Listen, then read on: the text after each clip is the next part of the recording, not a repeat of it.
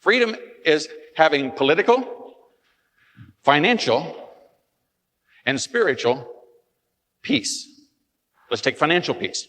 That is that whatever would happen, the roof needs repaired, or your mother is injured and needs 6 months of physical therapy, or the children need orthodontics, or the car breaks down, or what, that regardless of what happens, the refrigerator needs replacing, it doesn't matter what happens because financially you are at peace, you have enough money to handle all those things. So it's obviously a different amount for everybody, but the idea that money is not an issue, that you don't have to focus on money. And that's why we talk about in the blue tapes, people come along and they say, well, I'm not interested in money. That's not a very good thing to say. Because everyone is interested in money.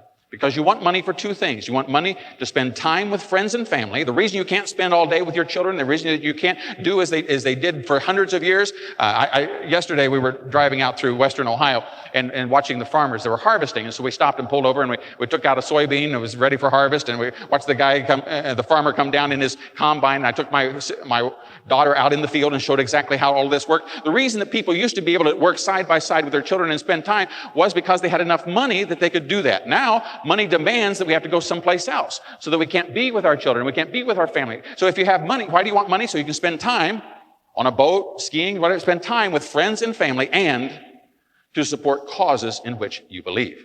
And so you want to support a church, or you want to support the poor, or you want to do anything. It all requires money. If a person says, I don't care about money, then what they're saying is, I really am not interested in spending time with friends and family or supporting causes.